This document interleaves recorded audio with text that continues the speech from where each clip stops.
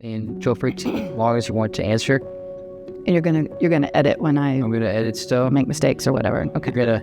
First, as a mom, I remember feeling very helpless and guilty.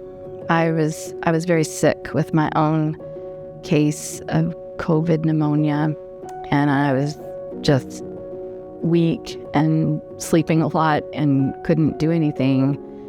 And as a mom, everything in me wanted to be there. In any other circumstance, I would have been there for Charlie. I'd have stood outside his window at the ICU and been there every minute, or I'd have been there for Faith and been there for the birth of my first grandbaby. I would have helped take care of her so Faith could be with him. I would have done everything I could, but I wasn't able to be there for the first whole month of all of that. And I just felt helpless and guilty. But at the same time, I felt really thankful in the beginning that Charlie's siblings could be with him. We sent Tommy and Johnny for one trip up there to help out, and then we sent Tommy and Kimberly up there to be with Faith and help her with the baby. And when I'm laying there in the bed, I just remember saying thank you to God that we had raised kids who knew how to love each other and sacrifice for each other. And it made me feel good that they had family that could be with them when Rusty and I could not. I also remember, especially after Charlie had been put on the ventilator, that I felt confused. I felt deep grief. I had heard that when mothers lose children, that there's sort of this guttural grief that they experience, and I think I did experience that at one point, just not knowing if Charlie was going to live or not and believing that perhaps he wouldn't. I did have a morning where I just grieved really hard, but I also spiritually felt confusion, I think. I wasn't angry at God, but I told Rusty a couple of times I felt like Jesus was asleep in the boat. The story of the disciples with Jesus in the boat during a storm, where Jesus just sleeps through the whole thing. And they finally say to him, "Master, don't you care that we're perishing?" I did feel that way. Like, Jesus, don't you know that this is going on? Don't you care about us? But I didn't realize later he was going to show us how much he really did care. I just felt hopeless a lot. And I felt very confused about what this was supposed to be, in the sense that I had all these dreams about what it would be like when my first grandbaby was born and how that we were supposed to celebrate that. And then here we were just trying to see her, much less celebrate her and experience that birth and still be grieving at the same time. It was just very scary and confusing, but I also didn't realize that in all the caregiving that I was able to do during that season, when I did finally get to see her, I stayed with her, for months. And Faith and I would take all these caregiving shifts, so to speak, that I would bond with her so deeply. And Charity and I are so close to this day that it was maybe far better than I ever would have imagined it being. So sometimes our dreams are small compared to what God would intend for us. And so those are a lot of the emotional memories, I guess, that I have from that time. What I remember making the most impact on me was the first time I saw Charlie in ICU when I was able to get to Nashville. And I walked into the ICU room for the first time. They would only let one of us in at a time, so I had to go in there by myself. And I saw him laying there. My first memory of that is that it was traumatic.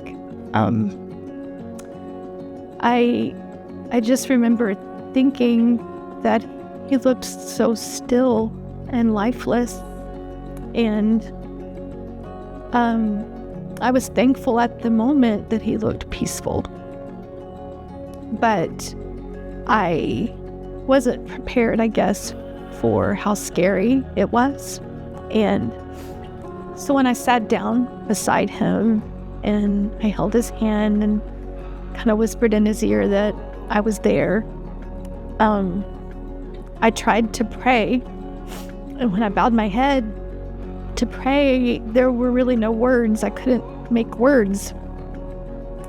But in my spirit, I just had this picture, this image that I was just bowing before the Lord and bowing kind of all the way down before the Lord. And it was as if my spirit was just saying, I don't understand any of this, but you are God and I am not. And I don't know what's going to happen. I'm extremely sad and extremely scared, and I don't get any of this, but I'm going to trust you. And I believe that you are going to do whatever you're going to do, and your will be done, not mine. Because honestly, in the moment, I did feel very hopeless. It wasn't that I didn't have faith in God, but I just didn't believe that Charlie was going to live. And I couldn't see a way. And if he did live, I knew there would be suffering. I knew there would be a lot of suffering. And so my prayer in that moment was just, God, your will be done.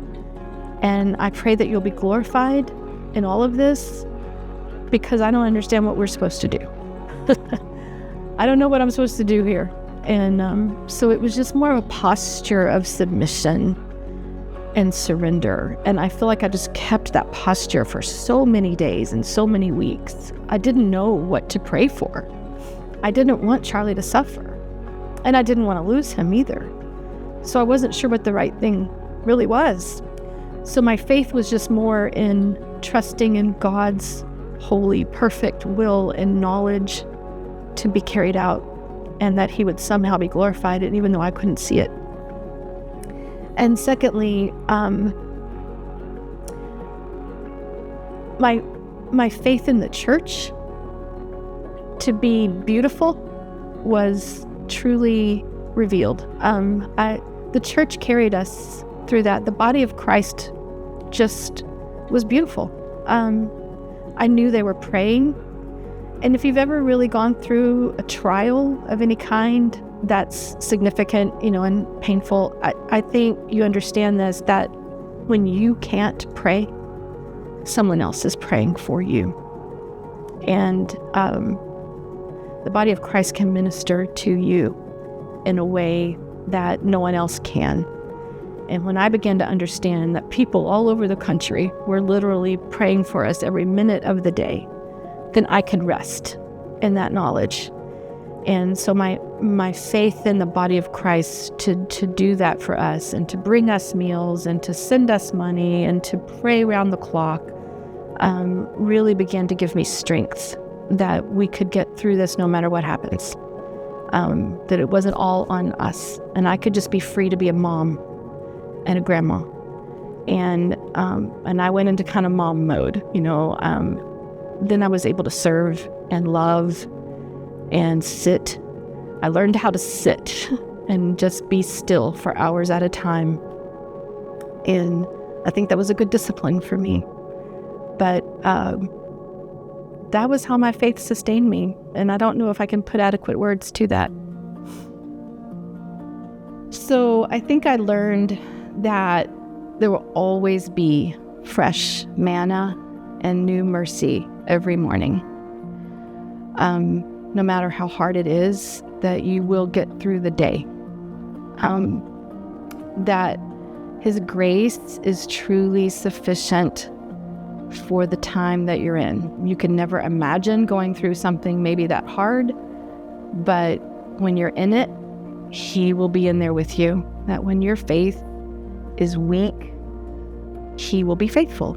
Even if your faith is the size of a mustard seed, his faithfulness is so much greater. When you're tired, he doesn't get tired. And he will carry you through whatever you're in. I also learned that God doesn't slumber or sleep, as the psalm says.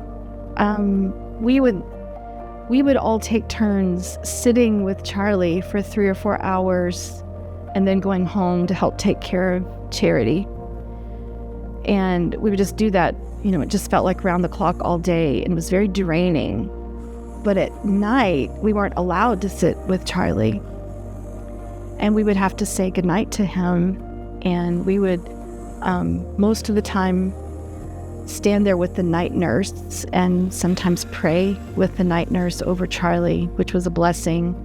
But we would have to leave. We'd have to leave Charlie and not know what was going to happen during the night, because there were many days that complications would arise and it would be life-threatening, and we weren't sure if he was going to make it. And so we would have to leave him in the care, of that nurse or those doctors during the night and go home. And I just remember learning that it was okay to go home and rest and let it go and trust that God would watch over him during the night and provide angels for that room and take care of him, and that we would be able to just trust that everything would be okay. And God didn't need us to sit there. God didn't need us interfering, that he's got this, and it's okay to go home and rest. Now, we didn't always just sleep straight through the night and forget about all of our troubles, and we were up a lot during the night, but it was still a discipline that we had to learn to let it go and trust that God's got control over this, and someone else will take care of him, and we could rest. And it's been a life lesson for us even now, I think, with other trials and other situations, that it's okay to rest and let someone else handle it for a little bit and trust that God's going to be in charge. And I also think that since that time, my worship is maybe deeper. I don't know the right word for it, maybe more meaningful, maybe even more passionate than it was before. I've always loved worship. I love to sing, and I love to just have personal times of worship and corporate times of worship. But I remember many weekends sitting really close to Charlie with my phone out, watching New Day worship services online. And especially after he began to wake up a little bit, even if he couldn't talk yet because of the trach, and he would sort of be in and out, maybe awake for a few minutes and asleep for a little bit. But I would get the phone out, and we'd sit really, really close together, and I'd turn on the worship service, and I would sing the songs, with New Day. And it's an indescribable feeling to be in an ICU room and still sing a song like Christ Be Magnified, and have to sing the words, I won't be formed by feelings, I'll hold fast to what is true, and if it puts me in the fire, I'll rejoice 'cause you're there too. And tears would be streaming, down my face. I could barely sing because there's my son in the fire. And it's a reminder that, Christ is there with me. But now when we sing songs like that at church, I've never been the same. Just never been the same. So that has certainly changed my faith, my worship. It means more. It means more now.